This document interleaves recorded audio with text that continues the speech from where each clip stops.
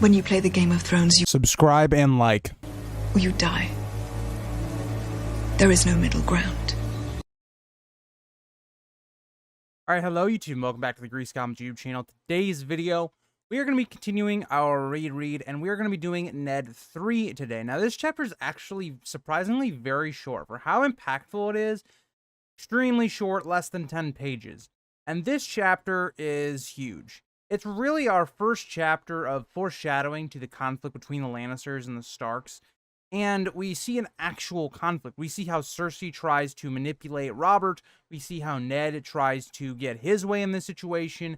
And the way that the Lannisters will kind of play dirty to win. And that's something that Ned is going to find out. And this should have been the chapter where Ned was like, you know, I may be out of my depth here. And this really is not the place where I should be. But as we go through this chapter, I do want you guys to remember, I do want you guys to kind of look at it like that. Like, this was George foreshadowing what is to come. But obviously, this chapter takes up the consequences of what happens in the last chapter in Sansa 1, where Joffrey is bitten and there's a scuffle between all the kids and some things happen. And that leads us into Ned 3. So Ned 3 starts on page 153. Ned, we find out, has been looking for Arya this entire time. A few days have passed. We've been told at the end of this page that Ned has been searching for 3 days now with very little sleep. It again shows how much Ned cares about his children and to who Ned is as a person. It's very similar to like Bran, where Ned and Catelyn are very protective and very caring of Bran and care deeply for him. The same is said for Arya, and it's something that's interesting for Arya that when we look at Arya's first chapter, she really feels like nobody cares about her, but here's her father who's worried sick and has not been really sleeping. And the chapter kind of starts out that Ned has been informed by Vanpool that Arya has been found. And luckily, she was found by Jory. But unfortunately, the Lannisters were at the kind of the guard into where they were, and they have been taken to the king under Cersei's orders. And this infuriates Ned, because as a father, I mean, just think about it. Your child has been missing for days, and instead of them bringing your child to you so you can see them, you know, make sure they're okay and all this stuff, they take them straight to the king, and also surrounded by a bunch of people that Ned does not really trust. And especially when this is a precarious situation with Joffrey being attacked, it's an interesting situation. And the other part of this that we know is that Ned knows what really happened because of Sansa. We know that because of what he thinks and why he has Sansa there later on. So again, you can understand why Ned would have wanted Arya to be brought to him first before going to see the king, kind of sorting all the childlike punishment out. And something that I think is another interesting thing is that Ned does have this little thing that the Starks have. Kind of all of the Starks have this little, and some Starks, for instance, like Ned's older brother, had much more anger, much more quicker to anger. But Ned like notes specifically that he is fueled by his anger and it is giving him strength. He sounds like a Sith from Star Wars. And again, he specifically wants Sansa to be at the meeting, right? He wants someone to go get Sansa, make sure she's at this meeting because they could use her perspective. Now, I'm a little interested why Ned does this. Because Ned later on kind of realizes, like, he put Sansa in a really tough position. And based off of the last chapter, I think all of us as readers should know that Sansa being there is actually probably to the detriment of Arya's case, just based upon the fact that we know Sansa's not going to go against Joffrey. It's just not going to happen. And then also having Sansa denounce the prince publicly, calling him a liar, it's going to shatter any future relationship that Sansa would have.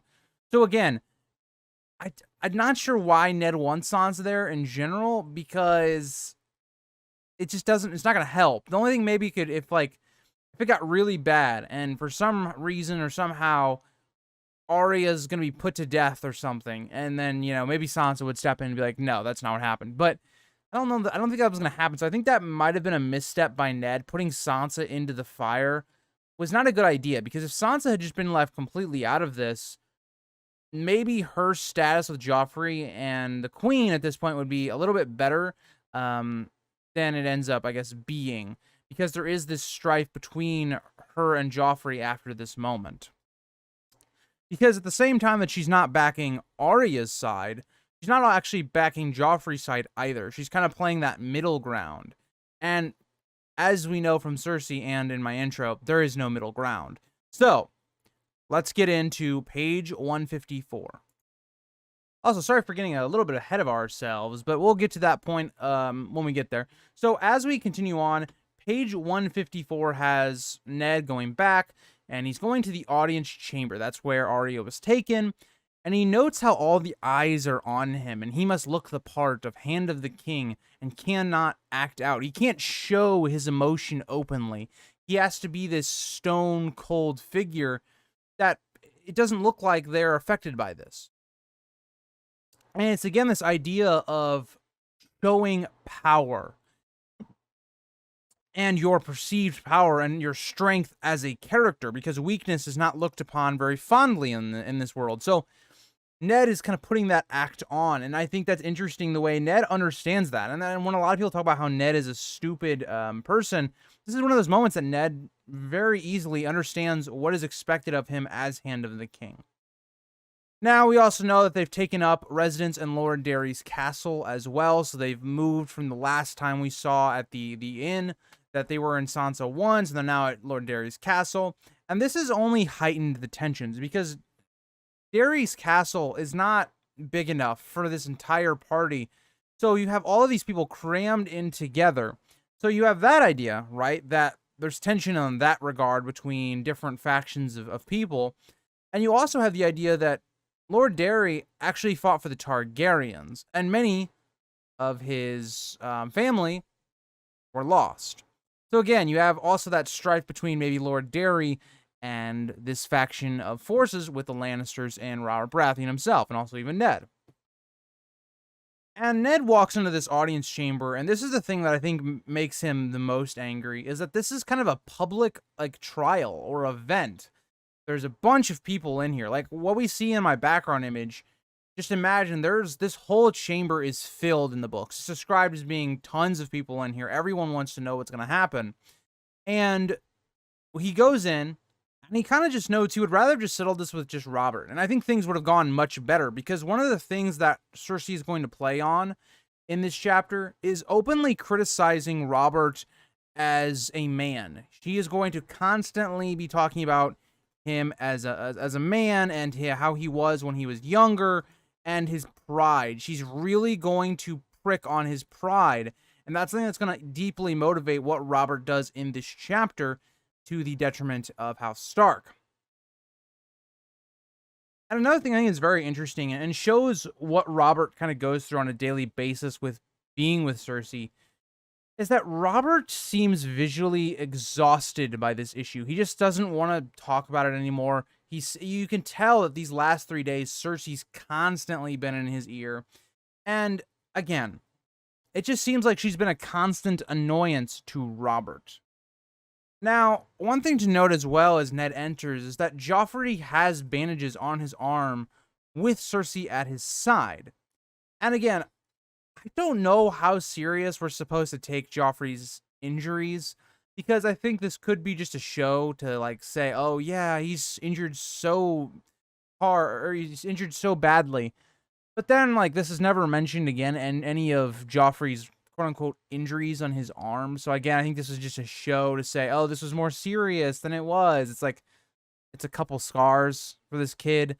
I think a lot of, especially boys who roughhouse a lot, have like some scar or something. Like, I have a scar that you probably can't tell on camera, but I have a scar like on one of my cheeks where it's like, I got some kid, like, this is going off topic, but some kid had, I guess, really long fingernails, and like second grade, he like slashed my cheek, and it was, yeah, the whole thing.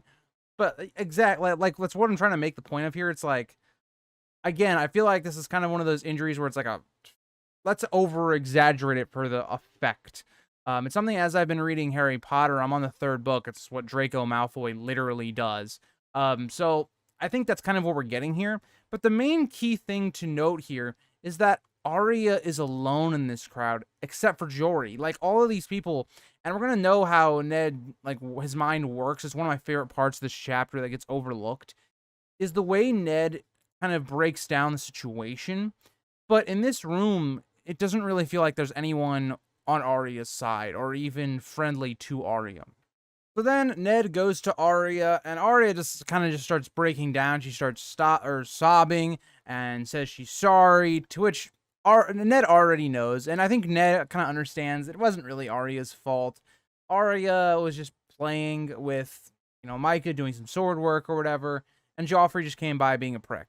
So I think Ned kind of understands that, and just based upon previous chapters where Ned has talked about Joffrey or made inferences about Joffrey, I think Ned understands that really Arya didn't do much wrong in this situation.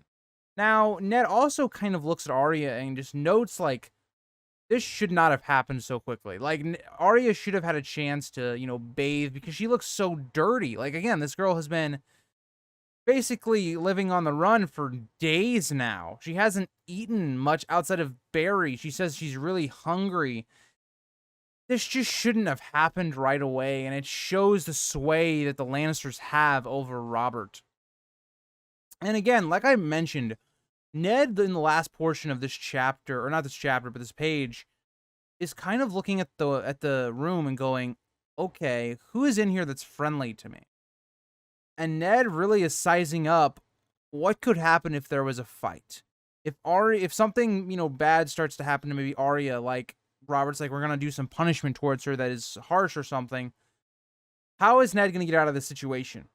And he notes that there are few men in here that are his. There are a lot of Lannister men. But the only good thing going here for Ned at this point right now is that the two best warriors for the Lannisters, the Hound and Jaime, are still out searching on the Trident. So again, Ned's mind works very militarily, and that's going to be something that we see that impacts later on when he's telling Catelyn, like, to prepare the North kind of for war and all of these things that she should do, which she doesn't do because she's dumb. But we look at all of those things, and this is how Ned's mind works. So when it comes to the idea of why I look at Ned as a character, and he's someone that, when you look at everything he's doing in King's Landing, he was much more okay with having to go to war than having to do political maneuvering. And that is very apparent and obvious with just how his mind works in this little portion of the chapter. And that will move us into 155. Now, Ned just, like, he's pissed at this situation because, again, this is his daughter. And you look at the state of Arya, she's in an awful state, right? Like I've talked about multiple times in the chapter, she should not be in this situation right now. And Ned is like, why wasn't I informed right away? And what is the meaning of this? And Cersei is like, how dare you speak to your king like that? And it's like, Cersei, just shut up. Just shut up. And, okay, she does have a point. Like, if this was anyone but Ned, this probably would not have gone as well. Like, this wouldn't have been like, oh, Robert wouldn't have just been like, yeah, you can speak like that. But Ned, I think, understands, and I don't think Ned really, he's so pissed off right now, isn't exactly thinking about being cordial, because when we look at how Ned takes a stance in this, Ned very much goes into that. I think when we look at Catelyn, when she's like, she brought up who Jon's mother was, or Ashara, and Ned goes into this like cold state where it's like one of the only times Catelyn was truly afraid of Ned. That's what I picture Ned is in right now, because every time Ned like responds or talks, it's in a very cold way. George notes how Ned speaks very coldly. He's very stoic right now. He kind of isn't showing a lot of emotion. Robert kind of takes the opposite approach, I think, of what most people would. He was like, let's just conclude this now. It's probably for the best. Now, from Robert's point of view, this is probably so Cersei will just get off his back. Because, again, that would perfectly fit into what I talked about earlier when Ned enters, where Robert just seems like he's done with the situation. So, again, good for Robert, not good for really anyone else besides maybe Cersei. And we again see that Ned is pissed. Like, it's very evident here is that he responds very coldly what business? Because again, Robert says, like, we need to, this business seems best to conclude, now. And Ned's just like, what business? Like, what are we talking about right now? And Cersei, as ever, says, you know what happened. Arya and the butcher's boy and the wolf attacked Joffrey with clubs and all this stuff. And Arya's like, that's literally not what happened. And to me, again, it just shows, like, if you really think about it, right? If you really think about it, Joffrey, if he was even somewhat competent with a sword, still should have beaten off a butcher's boy and Arya, both of whom I think are younger. I'm not sure on the butcher's boy. I'm not sure if Micah's younger than Joffrey. Joffrey with a castle-forged sword couldn't fight off 2 children younger than him. Now, the wolf is whatever, but it kind of shows a little bit into Joffrey. Like, either way, Joffrey really doesn't look good in this situation. And Renly kind of notes that later. He gives, like, my favorite part of this chapter, but it still shows Joffrey is fairly pathetic. And Joffrey, I don't understand what Joffrey, like, is trying to say here. He's like, after Cersei, his mother gets done, like, saying this, and Arya is, like, refuting it, he goes, in his little Joffrey voice, he goes, he even threw lion's tooth in the water. Like, is that supposed to help your case? This little kid, or Arya, that's super skinny, can barely even lift a sword, threw it into the water. But, again, this shows, again, how perceptive Ned can be. He sees that Joffrey doesn't even look at Arya. Ned already knows that Joffrey is lying just based off of body language and how he is saying, or how he's looking when he says things. And Robert kind of takes control, and this point, I think, to Robert's benefit, is a very civil way of doing this. Instead of everybody just yelling at each other, he's like, Arya, you're going to tell your side. Joffrey, you will then get your chance to tell your side. And as Arya is telling her side of what happened, we notice that Sansa and Vayne Poole enter the back. Now, the last part of this page is Arya, when she gets to the part where the sword is thrown into the water, Renly laughs. So the scene in the show that goes to Robert, where Robert's like, you let this little girl disarm you, that all goes to Renly. And I love that from Renly's character, because it fits him perfectly, as he's kind of this character that doesn't take things too seriously. And it's a great introduction into him. And he basically says, and I quote, Arya, the size of a wet rat with a broom handle, disarmed Joffrey. It's one of the funniest lines, I think, of the first book, and I really love that part. But let's get into page 156. I kind of just spit a little bit. That was disgusting. I hope none of you guys saw that, but I think it's the most casual chapter analysis I've done so far. But, we're getting a little off topic. It's okay. But getting into page 156, we clearly see that Joffrey again is lying, is because how pale he gets after Renly's outburst. And this could be just embarrassment because, again, he got disarmed by Arya. But at the same time, you can just tell Joffrey is not comfortable in the situation because of how his lie is so easy to see through. And Robert, at this point, I think understandably, just doesn't want to be here. He just visually does not look like he wants to be ruling over this little squabble. And he's like, Arya says one thing, Joffrey says another. What am I to make of this? Now, if Robert was more of a smart character and paid more attention, if he looked at Joffrey and just read body language and looked at how Joffrey was telling the story, he would have been able to tell Joffrey was lying right away. That would have pissed off Cersei to no end. But there's that as well. And this is when Ned kind of plays his trump card, which in my opinion isn't a trump card, because we talked about at the beginning of this video, Sansa isn't really the best source of information because she has a lot of mixed loyalties going on right now. And it's not like Sansa at this point is just straight up betraying her family and the Starks, even though, again, this dude tried to kill her sister, so Sansa should probably just say, yeah, Joffrey's a piece of shit, but she doesn't. She's still kind of in this phase where she's, I guess, seeing through all the red flags of Joffrey. And you're putting her in a really precarious position. Because how are you expecting Sansa to call Joffrey a straight up a liar and lose all favor with Joffrey and Cersei and basically destroy any type of marriage alliance there? It's just not a good plan. And it's one of these situations where I think Ned maybe didn't think it through, because never in this chapter does he kind of think about, like, what, is this a good idea? Like, should I be bringing Sansa into this? And I don't know. It's interesting the way that kind of works out. But yeah, also sorry for the blurry image. But moving on. And I think this is a bad move for Ned just in general, because like I talked about at the beginning of the video, he puts like Sansa in a bad position. Like, not only is it affecting him and Arya bad as well, it puts Sansa in a really rough position politically.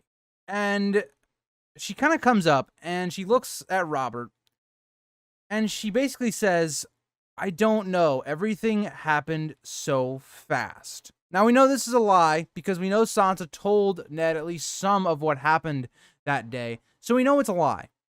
And Sansa's trying to play this middle ground, and it just doesn't work because now you get your family not liking you, so Arya, and also Joffrey and Cersei aren't going to be pleased by that. You didn't back them, which is kind of their whole thing. And at this moment, Arya just makes it even worse because Arya gives Cersei more ammunition, because Arya then flies at Sansa, calling her a liar, which, again, I don't blame Arya in this case. And then Ned pulls them apart. But Cersei, again, uses this as her advantage, because Cersei sees this whole situation as a chessboard.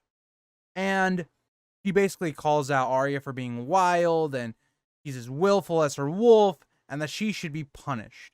Because, again, you can then make the connection that Arya maybe would have lashed out against Joffrey on the way she acts towards her sister. We know it's not true, but again, it's the way Cersei can spin that and make the general audience or people watching more sympathetic towards Joffrey's side of the story. And then Robert, I mean, I think is just, at this point, he's kind of done with the situation. Like, what can he do? He can't, like, what is he going to do to this child? Is he going to have her whipped through the streets?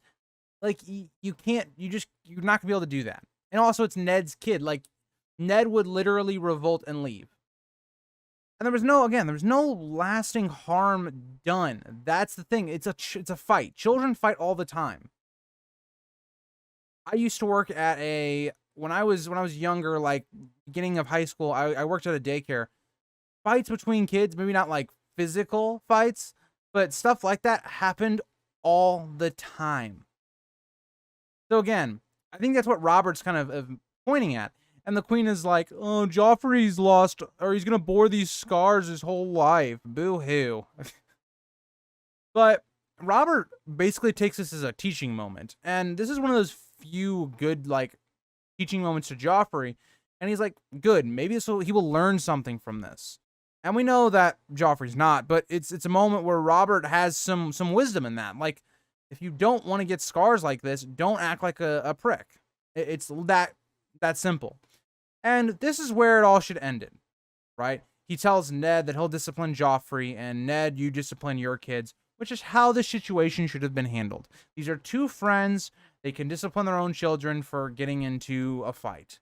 Regardless, even if it wasn't Arya's, problem, but still. And that'll move us into page 157, where Cersei will play her final checkmate.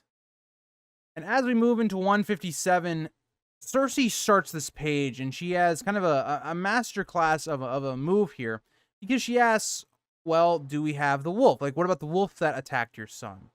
And Jory says there was no sighting of Nymeria, which, of course, a little suspicious. Like, if I was Cersei, I'd be like, oh, yeah, of course. The wolf's isn't with you because you probably let it go, which, true. And Cersei plays on Robert's pride. Because, again, Robert was like, okay, well, there's no wolf, then fine. That's good. And Cersei is like, a younger you would have laid that wolf pelt out for her. And again, this is a great idea, because Robert is very prideful. He doesn't like his pride being insulted. And also, he's basically being called not a man. And again, we see how this works so well. And then Cersei basically says, we have another wolf. Because Robert's like, well, there's no wolf. That's all well and good, Cersei, but the wolf ain't here. And Cersei then plays the card. She's like, well, we have another one. And it takes a second for everyone to kind of realize, it's like, wait, what? That was kind of out of left field. And Robert says, so be it. Sir Ilan Payne will do it. And to me, I think Robert, the reason he does it is because I think his pride and his authority is being questioned in front of a large group of people. Like if Cersei would have said this in privacy with, like, say, Ned and Arya and Sansa, I think Robert would have laughed at her. But because this is made so publicly, it plays exactly into Cersei's hand. Because Robert has to do something, or else it just doesn't look good on him. It's all about that image, about that it consumes so many people. And Ned is furious. He's basically asking if this is the command, and Robert responds, the wolf is a beast and would have turned on his daughters like it did Joffrey. Get them a dog instead. And again, it's an interesting idea because the wolf is something that, yeah, and these characters don't know this yet, but saves Bran's life, which is interesting. And you look at these ideas where the wolves don't lash out at camp. The wolves don't attack people when, you know, Sansa's just walking around. Even when Sansa is put into a position where she's, you know, crying and Sansa won and she's being surrounded by people, Lady still doesn't attack. So I think this is Robert's just lapse of judgment, and again, just trying to please Cersei and trying to pick up his pride and show that he is a man. And this will lead us into page 158, but this is really where Ned should have realized Robert is not the same person that he once was. He is someone that is swayed by the Lannisters much easier than Ned probably even thought.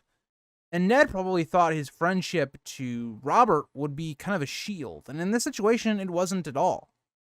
So again, that should have been Ned's first indication. And I think this chapter really should have shown Ned that he should go back home to Winterfell and just bide his time.